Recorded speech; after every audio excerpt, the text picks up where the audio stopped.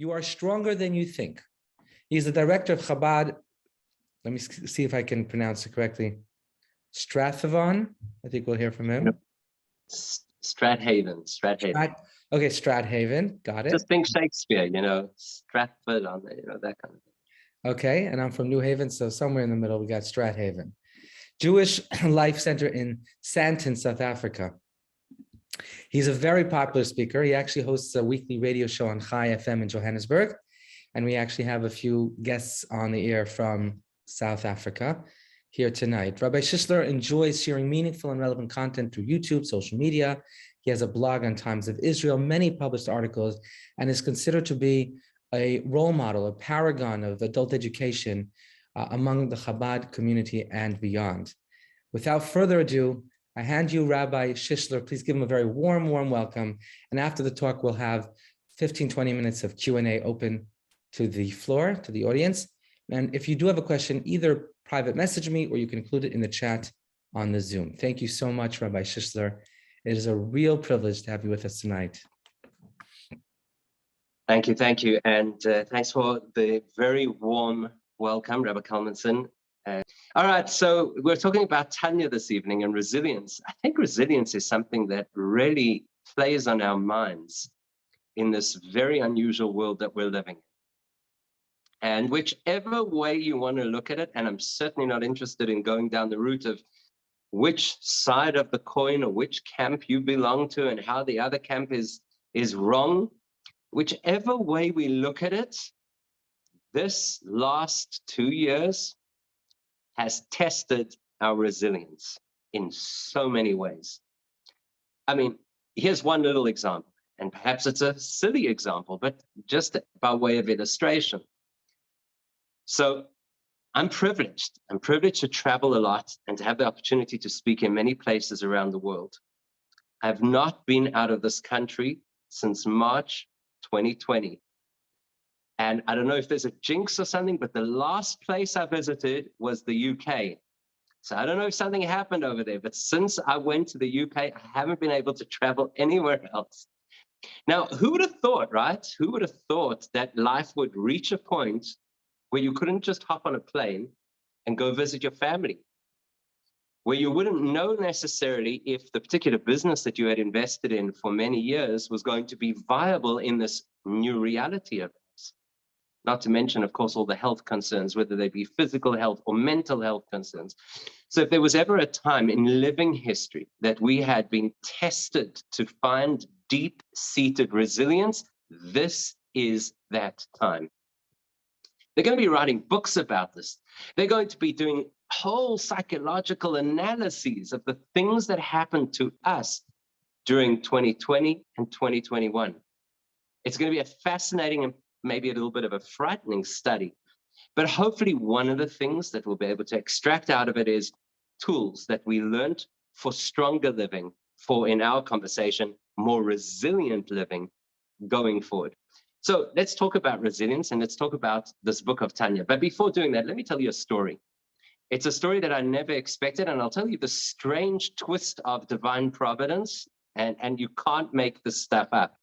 You know, every rabbi, and I'm sure Rabbi Kalmanson will agree with this, every rabbi wishes for one of those serendipitous opportunities where something happens at just the right time, that it suits exactly what you want to say for maximum impact. So, for example, and I don't intend to brag, but I have to tell you the story just because it's so funny. So on Yom Kippur, this year, on Yom Kippur at Kol Nidre, because of coronavirus, we were davening outside in a big tent. And at the point where I was telling a story, and it was a pretty dramatic story about a fellow who was in a helicopter that was shot down over Vietnam, at exactly that moment, a low-flying chopper came right over the tent. It was so low, it was so loud that nobody could hear me speaking.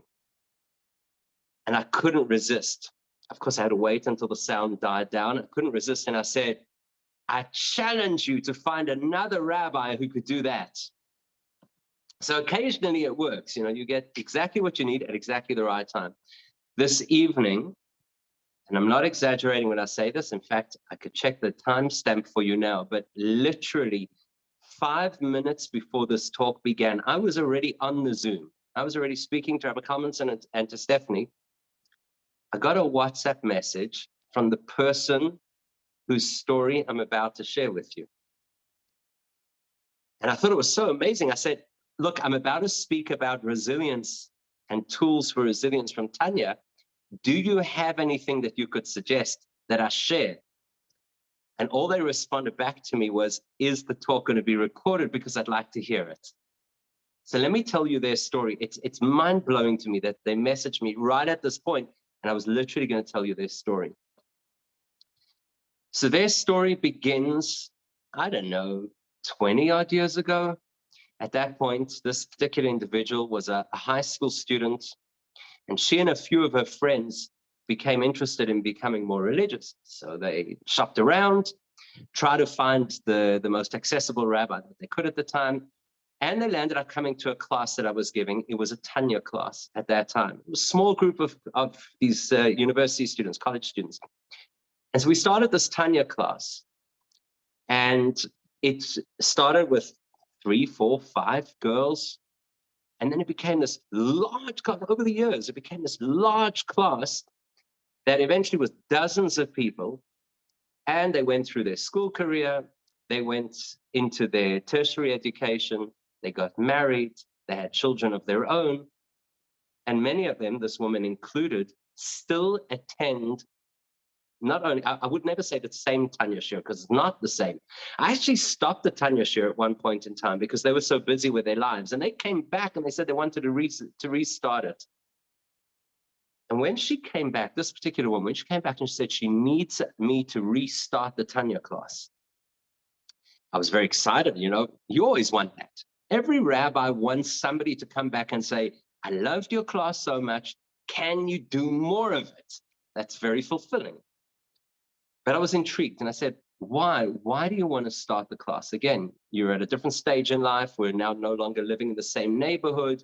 You have other responsibilities. There are many rabbis around you. Why do you want to start the Tanya class again? She was very insistent, and I made a deal with her because I really had a full calendar. I had other Tanya classes. So I said, the deal is, if you can guarantee at least 20 participants will do a new Tanya. Otherwise, come to the existing Tanya. I already have another Tanya class. Come to the other Tanya class. So she went ahead and she got 30 women to join a new Tanya class. And not only did she go to get women, she specifically found certain women who had suffered very deep traumas in their lives. And that's what motivated her to want to restart this Tanya Shir. She felt that Tanya saved her life, and she needed to share that with other people.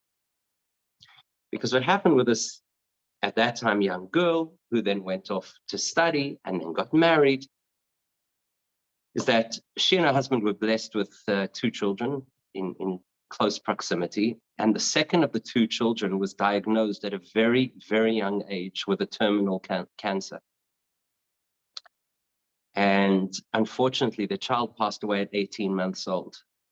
Thank God I was not in the country when it happened. I didn't have to take the responsibility of running that funeral, because these are people who I was really close to, and it was just so traumatic.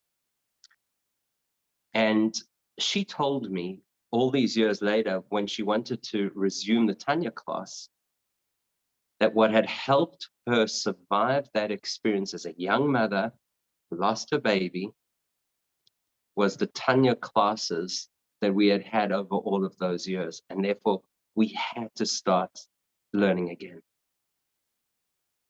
And I was floored. I really was, because for me, Tanya is beautiful.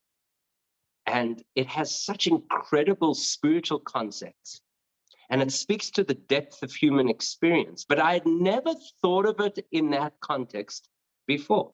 I had never thought that this is something so profound that could save a person's life, their mental health, their marriage, their capacity to move on and grow and go forward and become, well, they are stalwarts of the community that they belong to. They've built institutions.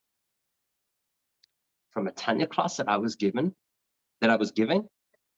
Like I knew that I loved and was passionate about Tanya, but I never realized that it conveyed that kind of power to the next person. And so it woke in me this intrigue about the resilience that Tanya teaches you. What is in this little book? Just to give you a little bit of historical background, because you may be tuned in and still not sure exactly what book this is. It might sound funny, but it's not. Literally 2 or 3 days ago, somebody came over to me and said a line that I've heard so many times before. They said, you know that the reason I came to your shiur, remember, it started off with a group of high school students. A few years later, they were all university students. So a bunch of guys came to the Tanya shiur because they understood that Tanya was a girl's name. They thought it was a singles get-together. So it wouldn't surprise me, sometimes when people don't know what the book of Tanya is. So let's just get a little bit of background. What is this book? And then we can talk about what it has to offer and how it's exceptionally relevant in the world we're living in. So the book of Tanya is a book attributed to Rabbi Shneur Zalman of Liadi. That's the founder of the Chabad movement, which itself is a central branch of the broader Hasidic movement. The Hasidic movement was founded by the Baal Shem Tov in the 17th century, and the Tanya was published in the late 18th century. Now, Tanya has always traditionally been printed as a small book. And one of the great mystics of that period, Rabbi Yitzchak Berditchev, marveled when he encountered the Tanya for the first time. He said, how did the rabbi get such an infinitely large God into such a pocket-sized book? And in a certain sense, that really summarizes what it is. It's the infinity of Judaism, the infinity of God put into language that you and I can not only understand, but that we can apply in our own lives. And that's the gift of Chabad, the whole concept of Chabad, the whole notion of the kind of classes that you get when you go to your local Chabad is all seated inside Tanya. I've thought about this for a long time, and I'm going to get myself into a lot of trouble for saying this, and there probably are some Chabad rabbis currently on the Zoom, or worse, Chabad Rebbitzins currently on the Zoom, who will take great offense to what I'm about to say. But I do think that one of the greatest injustices in the modern Jewish world is free food at Chabad. Now, don't get me wrong, I'm all for it. When I go anywhere in the world, I expect that there's going to be a Chabad over there with free food also. The problem is that people have come to understand that that is Chabad. Free food in exotic locations. Chabad, the word Chabad represents the philosophy that is encapsulated in Tanya. The food for the body that Chabad offers you for free is nothing compared to the food for the soul that we have to share. That's what was so mind-blowing about this woman telling me, that book saved my life. That book gave me insight that created resilience at this devastating period that not only stopped her from losing her mind or her marriage, but turning her into this productive citizen who consistently contributes to the betterment of other people. That's the infinite God encapsulated in this tiny little book called Tanya. So what happens when you study Tanya is unlike what happens when you study anything else that exists. Let's do a quick test. So when you study, the rules of Zoom are a little different to the rules of normal engagement, right? If this was a normal face-to-face engagement, then I could prod you and I could ask you to answer questions and make you feel really uncomfortable, and we'd have a conversation. But because it's Zoom, I've got to pretend that I'm prodding to ask you questions. Hopefully you're thinking of answers to those questions. And if you're really quick on the draw, you might even be able to respond in the chat before we move on to the next point.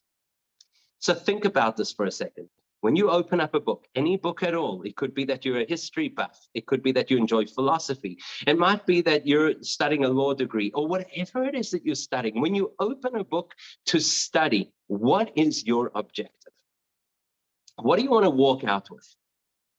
How do you know if you have studied a book? There's all kinds of research about it. In fact, there's a fascinating piece of research that they did at one of these failing public schools in one of the inner city disasters in the United States. And effectively what they found was that the only way to get that school to turn around was to consistently get the children and the teachers after every single class to manually write down things that they had learned. Information the kids had learned and things the teachers had learned about successful or unsuccessful teaching methods. Now, we had a rabbi in yeshiva who would watch us taking notes during the classes and would say, well, please God, one day your notebooks will go to heaven because all the information is there. How much of the information is in here? Normally, when we study something, the objective is to see how much information we could retain, even in the Jewish world.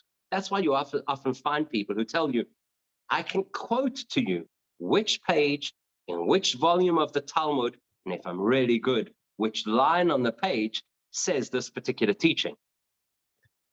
Tanya is a different brand. It's a different concept. The goal is not to see how much information you can retain. The goal is not to be the smartest person in the room. The goal is not to be the person who afterwards can quote everything that you've learned.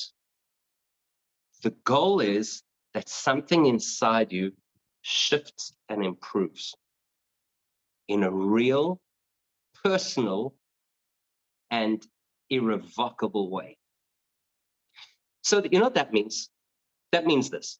We live in the download world, right? Let's be honest. You know the difference is between listening to this Zoom live and listening to the recording afterwards? Do you know why there's a pretty good chance that much more people will listen to the recording than will listen to live? Simple. You cannot put me on double speed right now. That's the world we live in. Chick-chack, podcast, sound bites, TikToks, Uber Eats.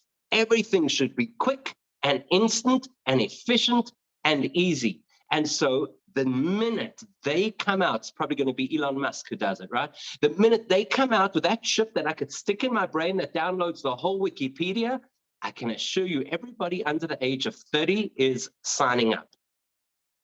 Because that's the world that we live in. Quick fix, easy solutions, path of least resistance.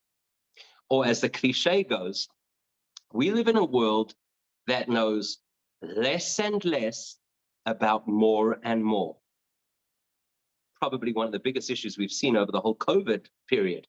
Everybody has an opinion about something that nobody knows anything about. And they are so passionately dedicated to their opinion. Comes along the book of Tanya and says, we're going to do this different.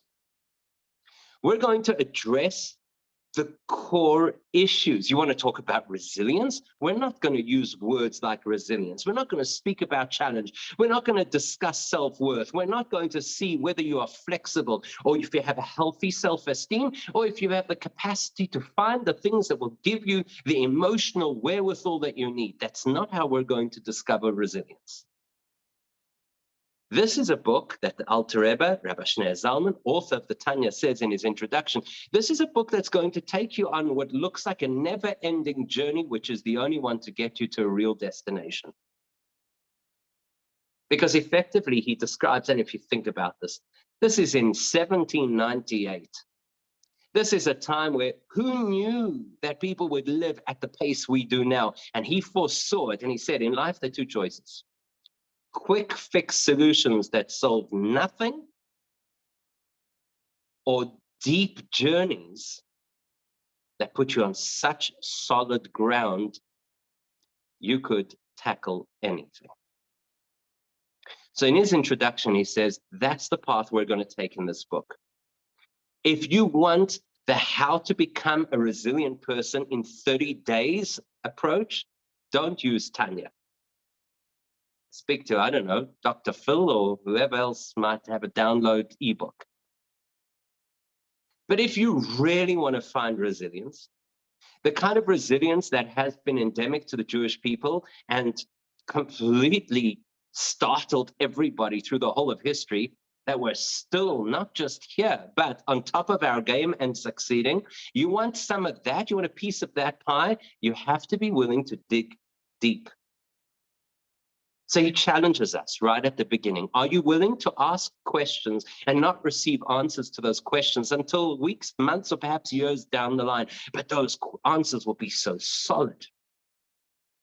Are you willing, rather than to borrow tools from the outside and try and superimpose them onto yourself, to become a stronger, healthier, more stable personality? Or are you willing to see where that resilience already lies inside of yourself? If you want to go down the path of Tanya, it's a game of patience. It's a game of real personal challenge. It forces you to look at yourself as you never have before, and it forces you to understand the world in a completely different way. Now, we don't have the time, and that wasn't the intention of this particular class, to go through everything that Tanya has to offer. That would be ridiculous. That would defeat the purpose, right? It isn't a download. It isn't a quick fix. But let's at least try and identify some headlines of what's so special and unique about this book that hopefully will interest you to read it a little bit more. What's the worst way to write a scholarly book in a highly competitive environment where most of the other scholars around you are your detractors? In simple English, how would you like to make your book a non-seller?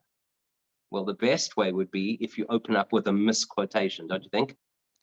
And that's what Rabbi Shneur Zalman does. See, here's this book, which is supposed to revolutionize the whole of Jewish thought at a time where being Hasidic was considered just borderline heresy. And he's got this book that's supposed to launch a movement that's supposed to change the face of Judaism, that is bound to attract all kinds of criticism. At least make sure that your simple referencing is accurate. What does he do? He starts the first word of his book is a misquotation. Could you imagine doing that? Ever heard of shooting yourself in the foot? Why? Why? And not only that, that becomes the name of the book. It's a book in 5 sections. It's only the first word of the first section. Apparently, it doesn't represent what the book is all about. So why choose that as your title? Anybody who has ever worked on a book title will know how you think it through and you ruminate again and again. Is this going to capture? Is this going to convey? Is this going to really express what I want to say? Why choose a word that apparently is arbitrary, is a misquotation, and only has relevance to the first sentence of the first section of your 5-section book? Okay, in defense of Rabbi Shneur Zalman, it's not exactly a misquotation. Anybody who's familiar with the Talmud will know that very often the Talmud has phrases that are expressed in more than one way. There is the common version and the less common version. So he chose the less common version. That word Tanya belongs to the less common version. Still, you're inviting criticism. Why do it? And the answer is because that word encapsulates what this book is all about. If you're familiar with Hebrew, you'll know that Tanya is spelled with the letter Tov, Nun, Yud, and Aleph. And if you enjoy word games, so we can play anagrams with Tanya, and you'll get a word which you probably are more familiar with, because Tanya is a Talmudic word, but here's a word you probably are familiar with. You may even know somebody with this name, the word Eitan. You know the name Eitan? Yes? Anybody here know an Eitan? What does Eitan, which is the same letters as the word Tanya, mean? What does Eitan mean? 3 things. Eitan means powerful. And when I say 3 things, each one has a biblical source. So they're different biblical places where the word Eitan is used in different ways. It's used to represent something which is powerful, unstoppably powerful, a force that you can never leash. Second of all, eitan means immutable, something that is so solid, something that is so absolute that no power in the world can shake it. And the third interpretation is that eitan means ancient. You want to know the secret of resilience? Resilience is eitan. Resilience is the power to be able to get through whatever curveballs life throws at us. You want to know what resilience is? It's eitan. It's the ability to stand your ground and keep to your principles no matter what pressure is trying to push you to collapse. Every one of us wants to be eitan. Every one of us wants to have the ability to bounce back, to move through obstacles, not to be weighed down, not to be destroyed. Every one of us wants to have what that woman had, the one I told you about at the beginning, the ability to go through one of life's, if not life's most traumatic experience and come out strong. Everybody wants a piece of that. Everybody wants to look at that individual who just seems to have it all together and say, how do you do that? So Rabbi Zalman says, here's the book. You want to know how to get eitan? You want to know how to be strong? You want to know how to be unflappable? You want to know how to be a rock with clear vision and the flexibility to move with the punches? You're going to have to dig into eitan, something which is ancient, something that precedes and predates everything that exists in the conscious world. And that's what the book is about, you see. Because conventional wisdom effectively tells us, and especially in today's world, and you'll excuse me if I put it this way, but I feel that we live in a world today that enjoys portraying us as weak. There's a lot of mileage you can get politically, ideologically, by portraying people as weak. There's a great word that we use in Yiddish. I'm sure you're familiar with the word, nebuch.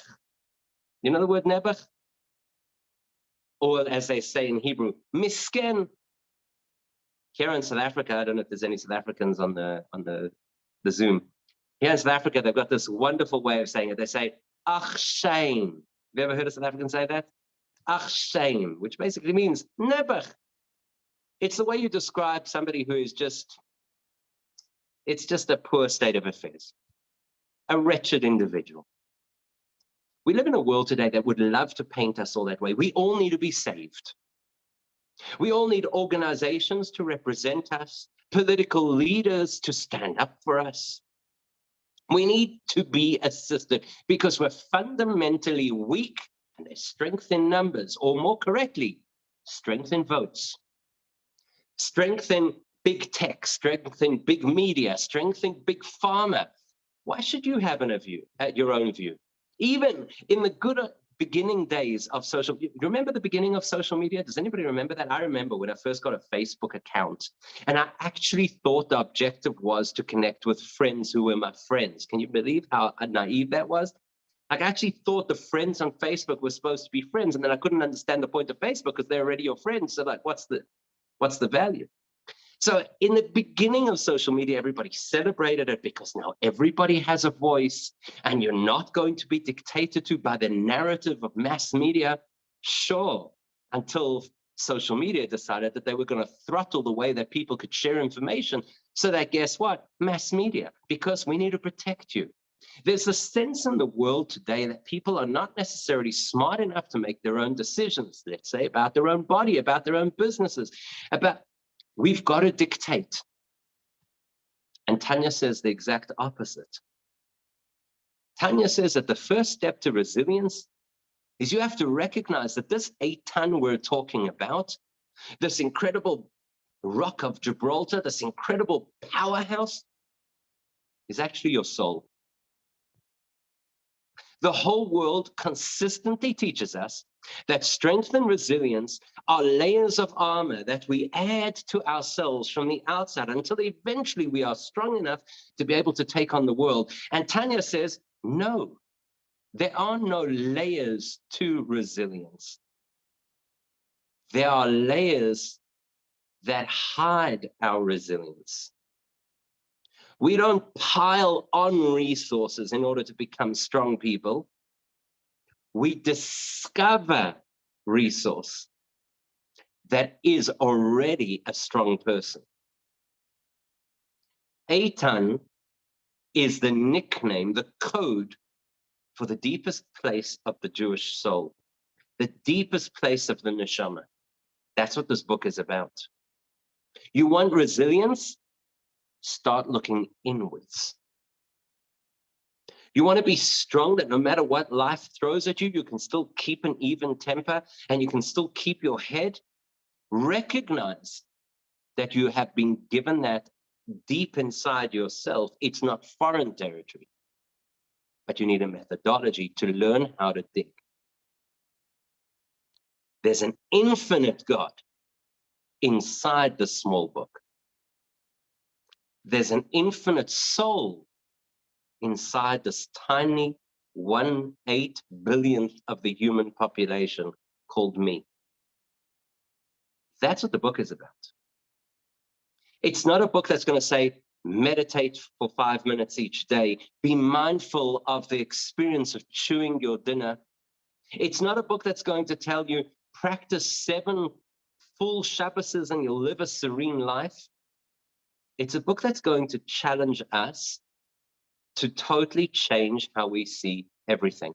You know, I was thinking about it this time of the year, we read the Torah portions about the Exodus from Egypt. And I know it always confuses people. 1 second, why do we read about the Exodus now if Pesach is still to come in a few months' time? Okay, subject for another conversation. But when you read the story of the Exodus, think about it for a moment. Here's a nation who is abused and oppressed for 200 years.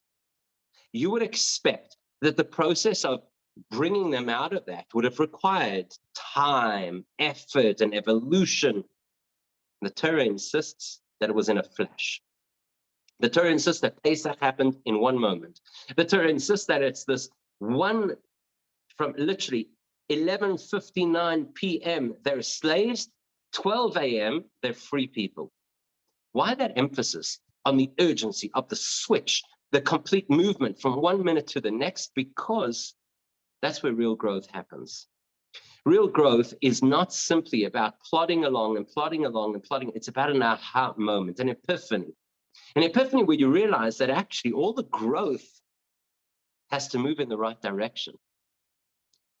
Tanya makes the epiphany of saying all the growth moves inward.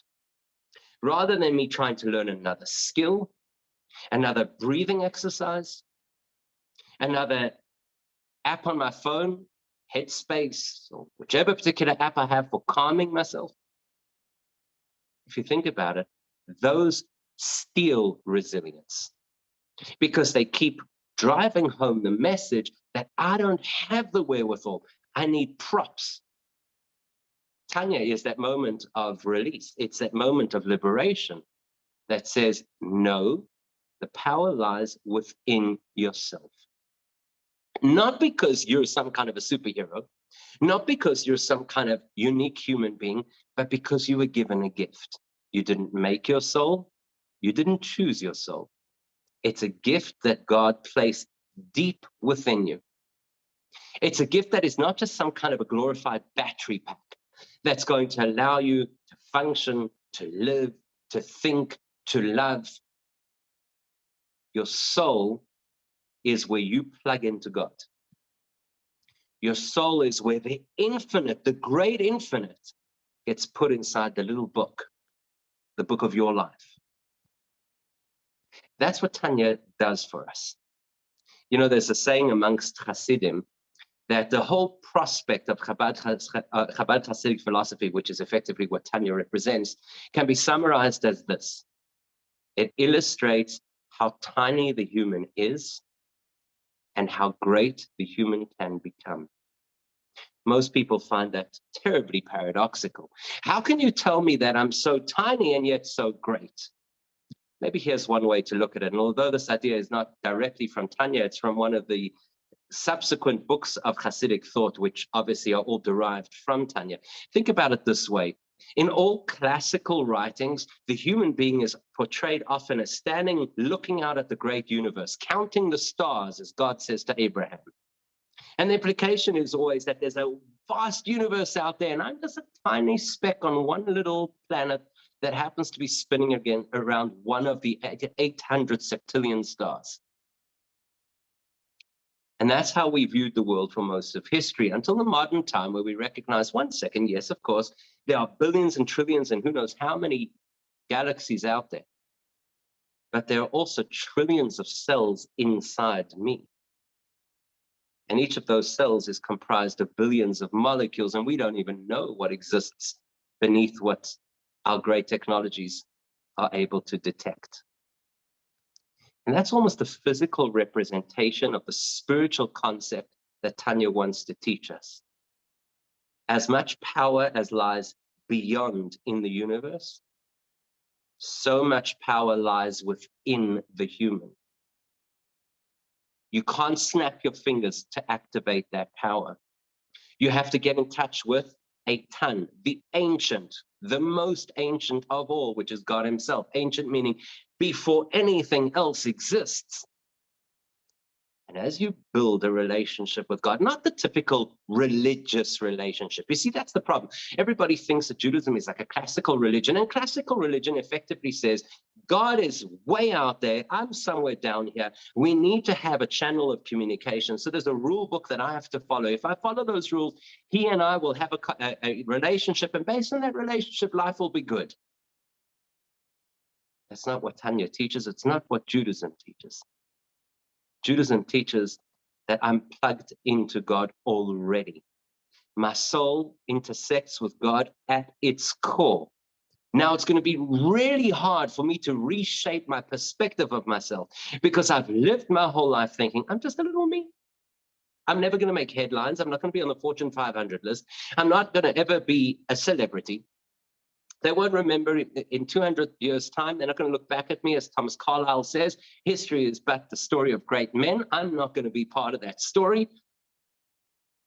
The key shift of resilience is to appreciate that greatness is not determined simply by how many followers you have on social media, how much money you have in your bank account, or how many biographies will be written about you one day.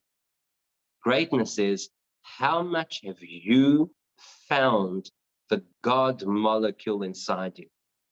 How much have you gotten in touch with the core of your being that has the capacity to live through your bespoke life experience, which Hashem designed for you in such a way that it would bring out the best in you? That's the true path to resilience. Now, as I said right at the beginning, it's not easy. It's not going to be a download.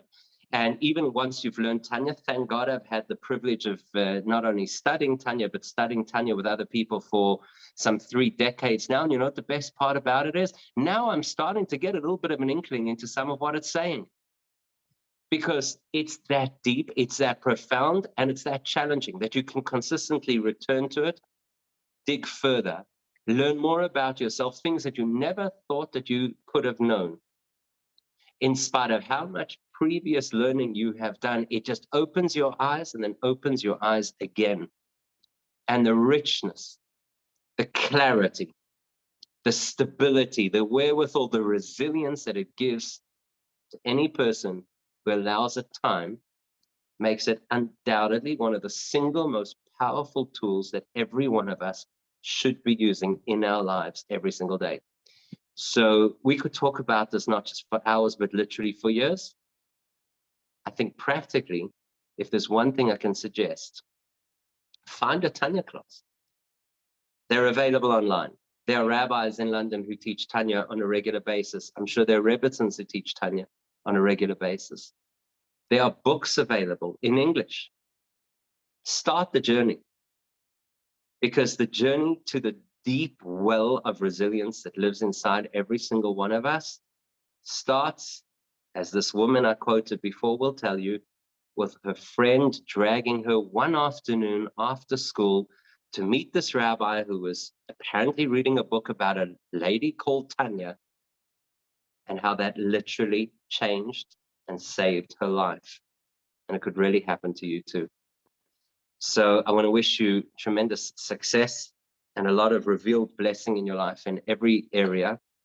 And please God, all of that should be augmented by the wisdom and the experience of the exploration of Tanya. I'm sure that you'll have some questions and so on, which is great. Wow, thank you, Rabbi Ari, for such a refreshing take on the Tanya. And I think that we could all agree that in a few short minutes, you've managed to impress upon us the urgency and the applicability of Tanya, its relevance and resonance. What I'd like to do in the next few minutes is to actually unpack everything you said yet one level further, because you've talked about application. And what I'd like to do is apply your talk about application. First, I want to say that please God, Chana, as many of you know, is a master teacher in her own right, and she will be starting a Tanya class for women. So stay tuned for that. A number of years ago, I gave a class, and I see some of you who attended that class. I can see Aline Cohen was there. It was a wonderful course put out by the Jewish Learning Institute called Soul Maps, and I hope to do another version of that later this year, perhaps after Passover. So stay tuned for Tanya classes coming up within the community. But Rabbi Shishler, I want to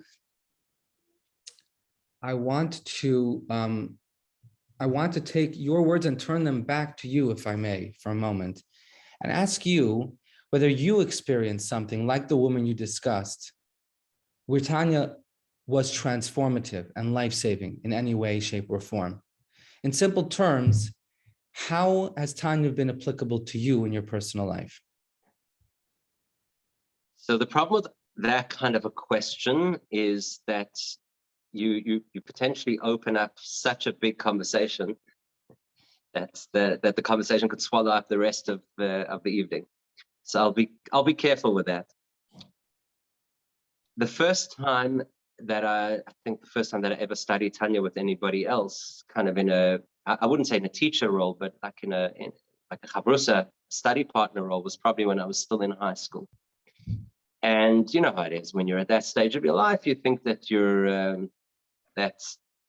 invincible, you think you know it all.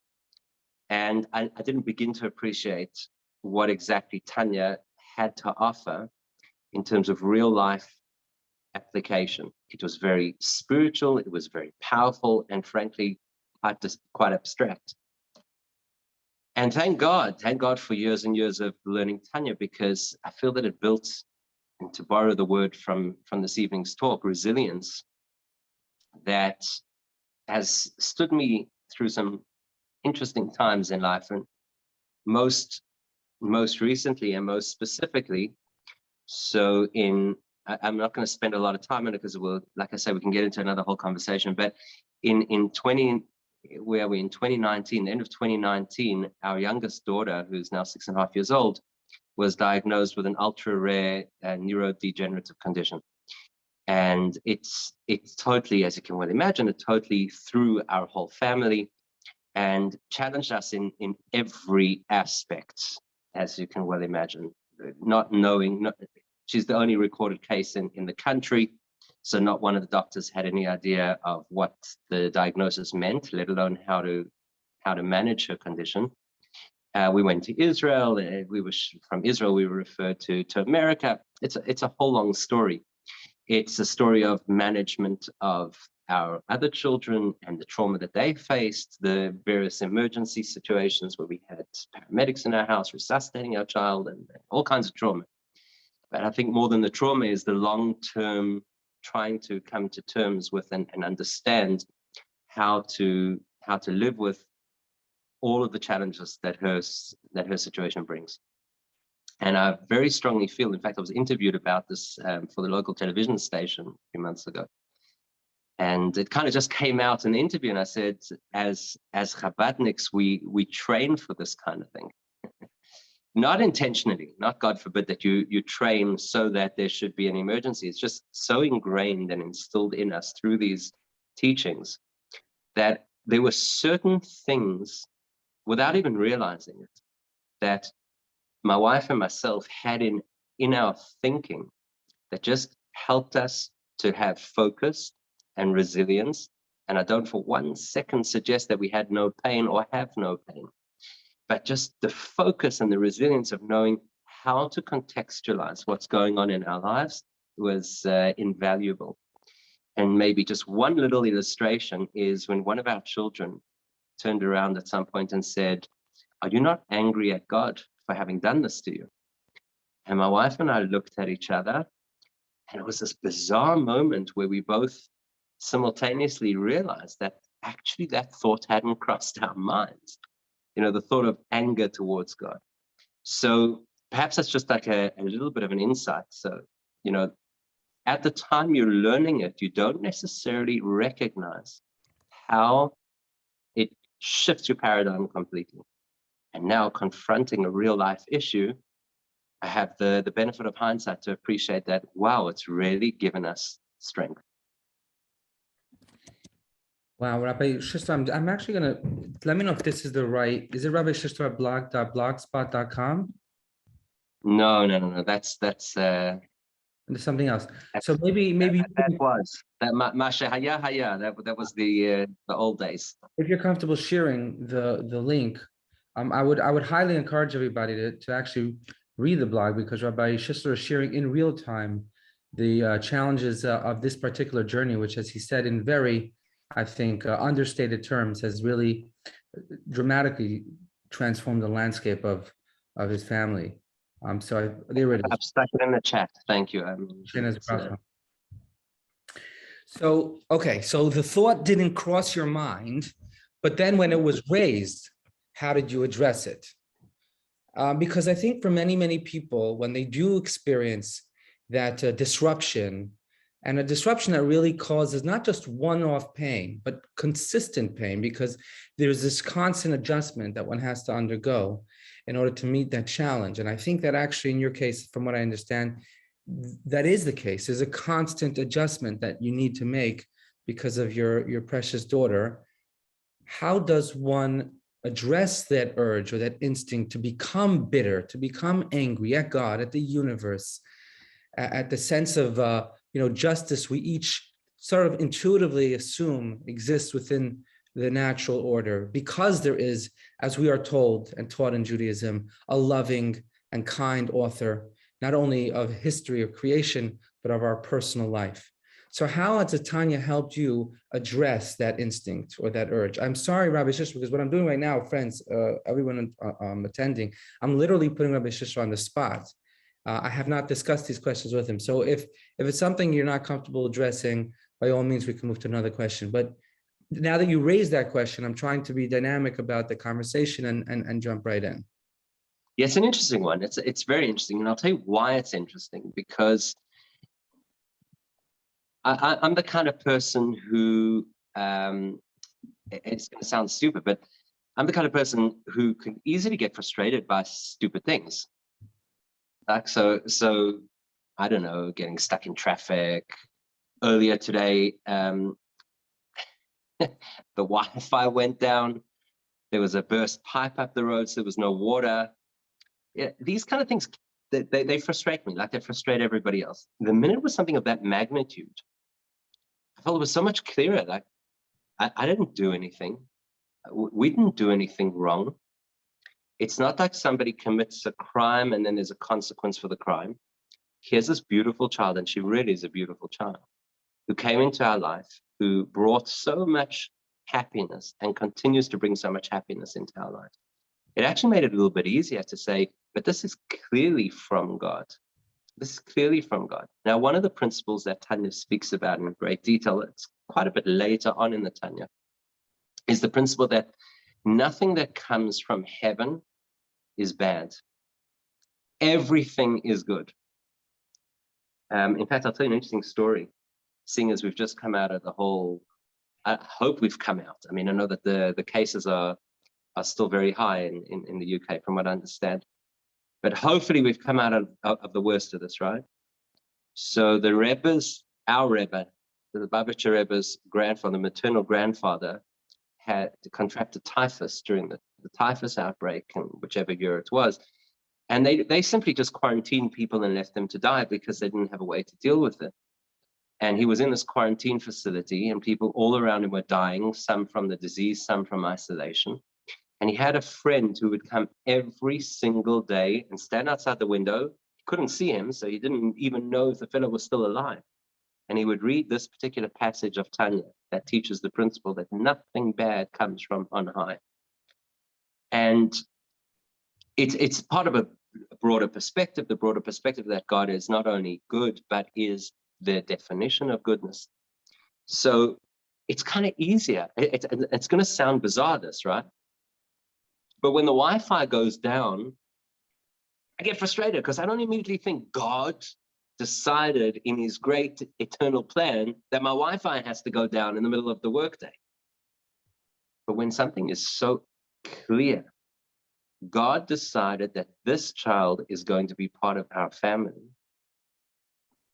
I'm still going to have plenty pain, plenty sadness.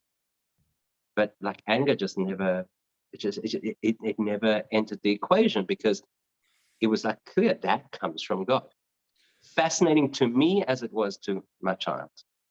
So your simple answer is that you have faith, and the faith that you have is that nothing that comes from on high is bad, even if we experience it as bad and painful, but it comes from a good and loving God, and therefore at its core has some good within it that I may not see or experience, but is there intrinsically.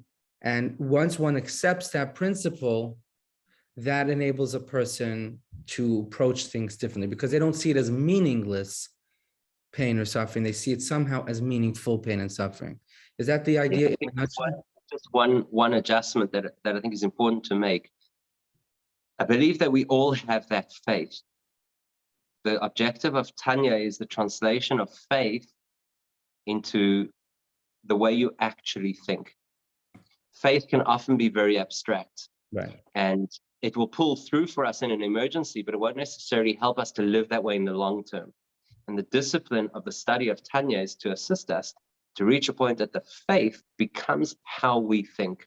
It actually becomes our outlook in the long term, not only in the crisis.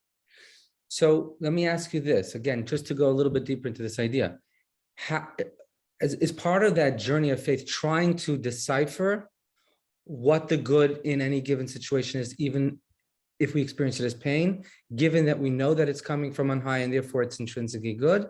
And if that is part of the process of processing these challenges or seeming setbacks, are you comfortable, are you happy to share how, if and how you have seen in this particular family challenge the good that wouldn't exist without it, and somehow has that been of comfort and strength? I think one of the most important things about any of these discussions, from my perspective at least, is to be like really honest about it. So one of the reasons that I started the blog was for that reason, to be able to share honestly that it's not just I have the solutions or I have the insights. We're a work in progress. And that means that sometimes we see the good, sometimes we don't, sometimes we see it more, sometimes less so. But I don't believe that the objective of acknowledging that everything that comes from on high is good means that we're always going to be able to see it. I definitely believe that if anybody is going to see the good, it's we who are going through it. And it is not the place for people outside of the experience to step in and say, hey, look how good this is. Right. Because that could come across as really callous. And there are very few people who have that level of relationship. Let's say, for example, I have an individual who I consider my spiritual mentor, and I have these open conversations with him, and he can suggest things in this particular context that I'll be willing and open to hear. But I think it's really important for people to know that when you see somebody else going through a particular challenge, you've got to be extremely, extremely cautious and err on the side of caution, not to offer your perspective and how you think things are good. The point, though, is in this particular case, one of the great teachings of Tanya, one of the hardest teachings of Tanya, is the concept that when you let go of self, that's when you find this eitan. You find this incredible power of the soul. So in other words, we all believe that the self, which is my persona, which is how everybody understands me, my qualifications, my social presence, my social media presence, every person defines themselves in a particular way. And we clutch it very tightly. And we believe that if we have to relinquish ourself, it's going to be disastrous. And sometimes the good, I feel in this process for me, a lot of the good has been forcing me to relinquish some really intimate parts of myself. For example, I was never the person who shared vulnerability. I'm a leader. And a leader, I always believed, leads from a position of strength, insight, knowledge. I'm the shoulder you cry on, not the other way around. And possibly one of the greatest learnings of this is a principle that is taught consistently in Tanya. The ability to let go of self opens you up to infinite opportunity stemming from your own soul, which actually makes you the ideal leader. For those who are familiar, we call this the principle of Malchus. Malchus basically says, it's particularly relevant for you, right? You're the neighbors of the Malchus. Mm-hmm. So Malchus effectively says that in order for a person to be a true leader, they have no power. The power is completely in the hands of those who choose to accept them as a leader. So actually, leadership is a completely vulnerable position. I think that's one of the best things that I've had to learn through experience, and it was incredibly difficult, and I'm still learning to do it through this particular challenge. That's very profound, actually. So there's a certain letting go of a facade that we build or we create, this certain persona or projection. And how have you found that to have been, well, I think you've answered that. It's really made you, that's enough said on that. So first of all, thank you so much for sharing that. That's, I really can't imagine what you are going through. And as I shared with you when we spoke earlier today, as a friend and a colleague, you're an inspiration. But something you said before really did touch a chord. And it was something that I reached some years ago. I had a very close friend who was suffering very strong financial setbacks. And this was an individual who was really charitable and very kind-hearted and very generous. And he was struggling very much with the sense of, in his perception, injustice. Right here he is, an individual who has not just given, but has given probably above and beyond, if you will, the required amounts of giving. As many of us on the Zoom know, the Torah actually requires one to give 10% of their earnings to tzedakah, up to 20%. This was an individual who was probably giving substantially more than that, and he kept. At some point, things seemed to shift, and he kept coming up against roadblocks, challenges. He felt certain, blockages, and he asked, and I had the challenge of trying to answer him in a way that was both empathetic but also somehow insightful. And at some point, I reached out to someone who I look up to answer that question. But I want to put that aside for a moment and direct the question to you. What would you answer to someone in that scenario? And is the answer you're going to give rooted in the Tanya? So I don't know how I would respond to an individual without knowing the individual. I don't believe that we have canned responses, even if we have infinite wisdom in the Torah. At the end of the day, as we learn in the Torah portion this week, the objective of true leadership is to be able to hear everybody from their reality and then assist them from that point rather than give generic answers. So perhaps what I can say is this: if you want to talk about injustice, I think it's such a big topic, because here's a guy who's really generous. It seems totally unfair that that's who should suffer, specifically in the arena where they contribute. So I'll share an experience of my own. Again, my whole strength, I believe, lies in sharing concepts from the Torah, particularly the more esoteric concepts, hopefully in a way that is relatable. That's pretty much what I've kind of dedicated my time to through speaking, teaching, etc. Now, because of the circumstances, not of our doing, not of our choosing, the amount of time, the amount of energy that is required to look after, and of course she has carers and doctors and all that kind of thing, but the amount of time that it's kind of robbed out of so I think to myself, one second, what does Hashem want from me? You give me this particular set of skills, right? That's what you gave me. I didn't ask for it. I didn't ask to be an orator. Right? That's what you gave me. You gave me a particular aspiration in life to become a Chabad rabbi and a representative of the community and its philosophy. Again, you wired me that way. Of course, I made choices, but you wired me that way. You put me into this position. Why then do you create this environment that just makes it so difficult? As it is, I live at the tip of Africa. As it is, it's not so easy to hop on a plane and go overseas and speak. It's long haul. Now the thought of leaving my wife without our older children, this could have happened when the older children were still home, but most of them are out of the house now, right? So I'm far more limited. And then I thought to myself as follows. Again, let's go back to this principle. The principle is that nothing that comes from on high is bad. Am I any better? This isn't written in the Tanya, but the principle comes from the Tanya. Am I any better off than, let's say, Joseph?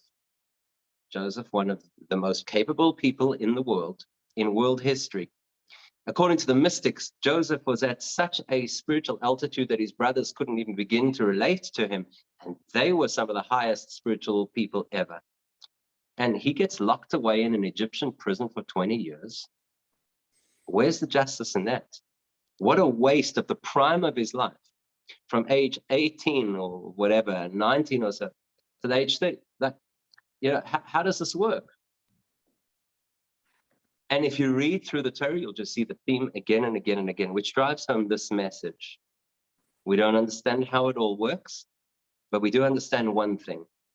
I've been given the capacity to have the resilience to succeed in my circumstances to the extent that my neshama is capable of, even if it doesn't fit the roadmap that I thought I had. So the challenge to me right now is either to fret about what I've lost or to pivot, big word of the COVID era, right? To pivot and find a way to maximize what I can do going forward. And that's a choice. There's a whole section in the Tanya where Rabbi Zalman speaks about depression. He's not talking about clinical depression, which obviously has to be dealt with. He's talking about the melancholic experiences that everybody has in their lives. And he talks about how easy it is for a person to get sucked in for a whole variety of reasons into the woe is to me attitude, and how that is the most dangerous place to be. And then he gives you methods that you could use to turn any potential woe is to me situation into a catalyst for growth and movement and change. And that's what I try really hard to focus on. So if I could just borrow one more moment of our daughter's story. So her name is Shayna. Without getting into a whole lot of detail, but one thing we learned, one of her challenges is that she's almost completely nonverbal. I mean, she speaks, but maybe 4 words in a sentence, that's considered a big deal. And she's got this really sunshine personality. So wherever she goes, people come over and they want to engage with her. And it's really awkward because hello, what's your name? She doesn't respond. So we started a campaign realizing that her role is clearly to elicit kindness out of people. So we've started this kindness campaign. So wherever she goes, people say, well, your name, whatever. So she gives them a little card. And the card describes briefly her condition and her limitations and asks, listen, you've been so kind to me. Could you be kind to somebody else? So that to me was like, that's how Tanya would want us to see a situation like this. Where's the opportunity rather than languishing in what I believe was lost? And I got to tell you, the experiences that we've been doing this with her for almost a year now. The experiences that we have had in that period and with these engagements are some of the most fulfilling experiences we have ever had in all of our years of Jewish teaching and engagement with community, etc. That is extreme. That's extremely powerful, Rabbi Ari, because first of all, thank you for sharing your personal challenge. I could relate on some level, obviously not fully, to the challenge therein. you were very understated in what you were saying. You're a world-renowned orator and speaker and teacher, and you traveled a lot, obviously. And so that pivot, as you put it, must have been very, very difficult. I can't imagine. I keep stressing because I really cannot. So thank you for sharing that. And also, I think your example of the kindness campaign is brilliant, because you've taken something that by all accounts would seem to be a severe limitation and transformed it into a activator, an elicitor of a different dimension of goodness, right? Because Shana is an ambassador of light and divine love. There's no other way to put it in those interactions. So what would you share with those here tonight in a few short brushstrokes in terms of this perspective? How would you crystallize this for others going through their own challenges to take that same take that same perspective and somehow try to translate it in their own lives? So just to repeat what I said before, I'm always really, really cautious about making generic statements about other people's challenges, because no two people experience the same. Even two people who experience ostensibly the same challenge do not experience it in the same way. And so I would always recommend that each person works through their own journey with their own guide and with their, with their own insight. But what Tanya does teach us, which is common to all circumstances, is the absolute belief that we have this neshama power inside of ourselves, which means that we have the capacity to find that resilience inside of ourselves, not alone, but through the guidance of this incredible wisdom. And this incredible wisdom will keep driving home for us that Hashem is the source of all good, that the world we live in has innate goodness if we're only willing to look for it. And that includes every situation. That doesn't mean that situations are not painful.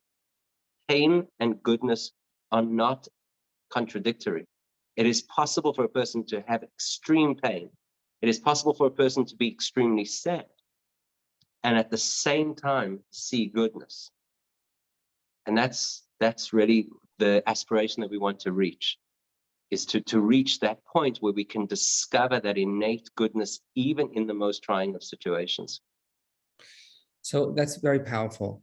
I think if I wanted to ask you to share how you think we can take these teachings and transmit them to the next generation, specifically to our younger children, who I think do struggle with this whole resilience concept, because as you put very interestingly, and I found it resonated, that generally the human condition or human beings are being portrayed as weaker than they are, and that makes concepts like victimhood and very popular. I mean, it's one of the greatest and strongest universal currencies today among the younger generations. It's almost a badge of honor.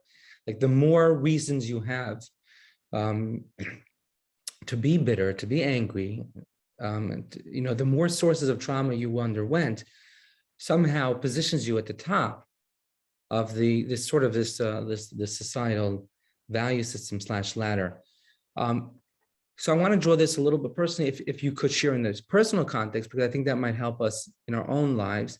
But I imagine explaining these concepts to your own children was not an easy feat. You have obviously the tremendous benefit of maturity and wisdom and a natural, I could say this knowing you, Rabbi Ari, just a natural refinement and a certain sense of a spiritual, you have a spiritual aura, as we can see just reflected in your halo this evening. But how would you take those teachings and share it with your children, other children who I'm sure had to go through their own adjustments? And I guess this is really a question for all of us around here, many of whom have teenagers, and they struggle with these things very intensely. This sense of, shifting blame, externalizing blame, looking for outside people, individual situations to blame for the way their life is going, or, sometimes legitimately, sometimes completely illegitimately, regardless. How would we take this idea and package it for children, if you're happy to share?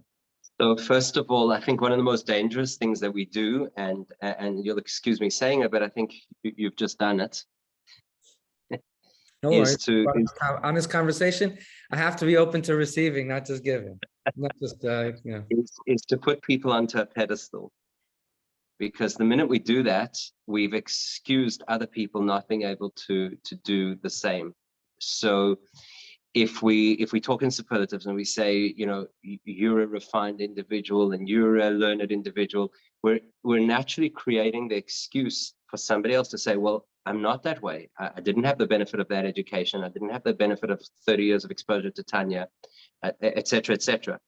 You're right. And I think Let me revise that. Can I revise that heavily? I'm kidding. Sure. I wouldn't do that in a million years because it would be untrue. But go ahead. I was just kidding. But you see the point I'm illustrating, and I feel that it's something we've battled with a lot now, that because there was obviously a period of time that we hadn't publicized yet what our daughter's condition was, because we were trying to digest it ourselves. And we get a lot of the feedback from people, which is like, you're amazing, and we're not amazing. We're battling like anybody else. We're just fortunate that we have tools to help us through that battle. And I think that's one of the key things we have to convey to our kids. And if you haven't had the incredible experience of open conversation with your children from the youngest age, and then God forbid there's some kind of a crisis, rather than throwing up your hands and saying, oh my gosh, but we don't know how to talk to them, see it as, here's our opportunity to talk to them. Here's our opportunity to show our vulnerability, which ultimately allows them to be able to be heard as well.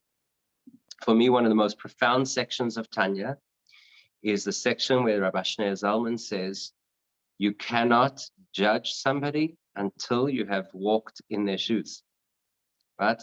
But the expression that's used in Hebrew is until you reach their place.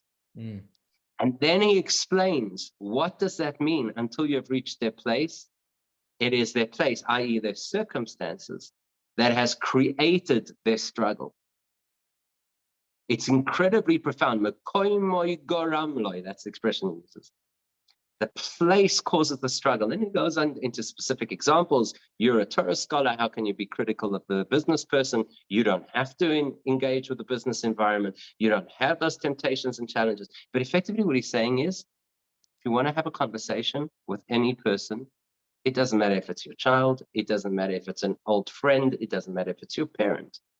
If you want to have a meaningful conversation, you have to learn their world, which means a conversation is all about hearing them, not just listening, hearing them, and then you could talk to them. So when we had to have those conversations with our children, which were obviously the most difficult conversations we've ever had, we only addressed each child individually at first. And some kids it was one conversation, some kids it was 4 conversations, depending on the child. And in every case, the conversation began by, so what are you thinking? What are you feeling? What do you know? What do you want to know?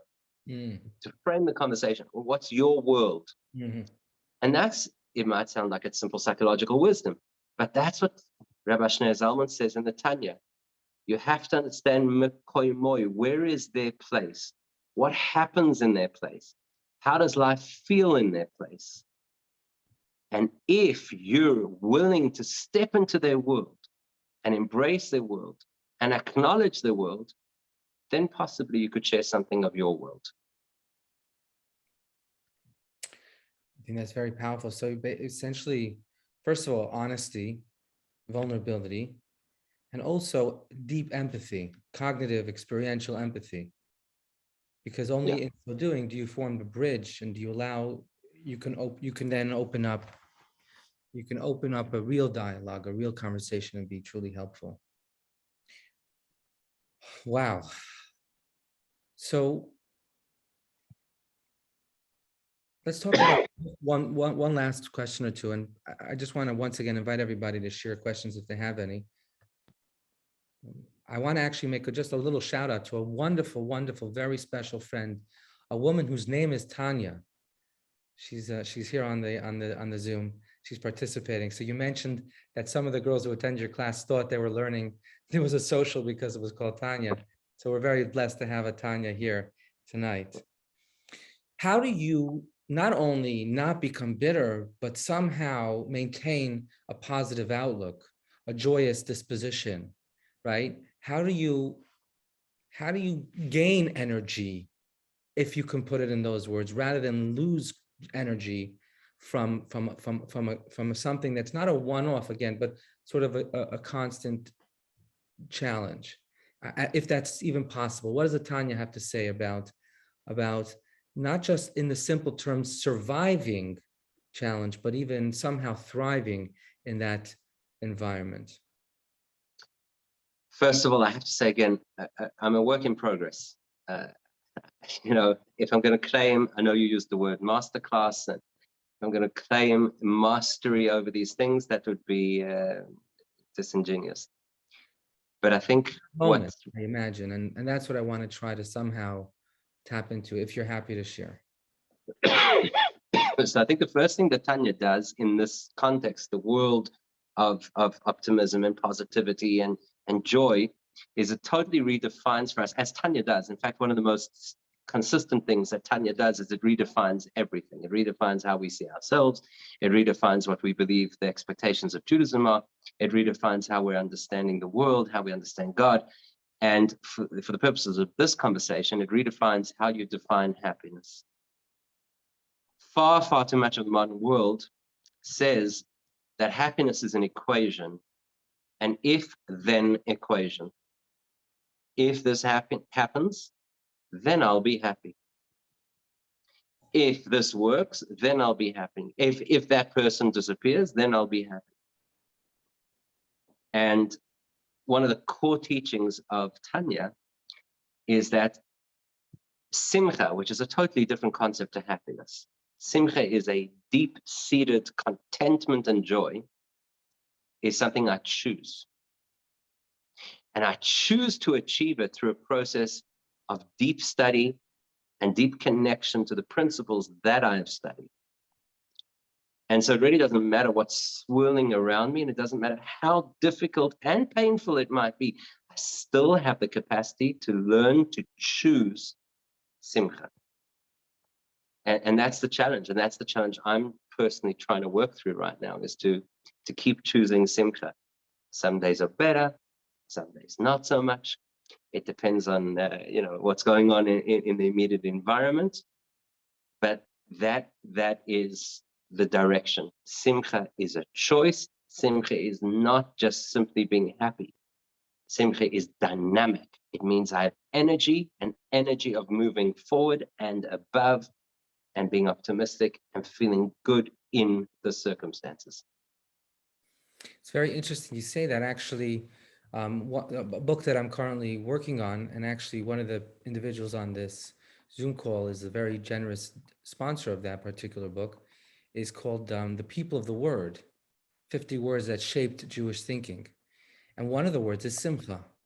And literally, as you spoke, it reminded me of the etymology of the word simcha, which, if you break it into two words, spells sham mayach, or sameach, which literally means the location of your thoughts, teaching us that you are where your thoughts are, and hence you have the power at any given moment to choose where your inner self will reside, and the inner existential location.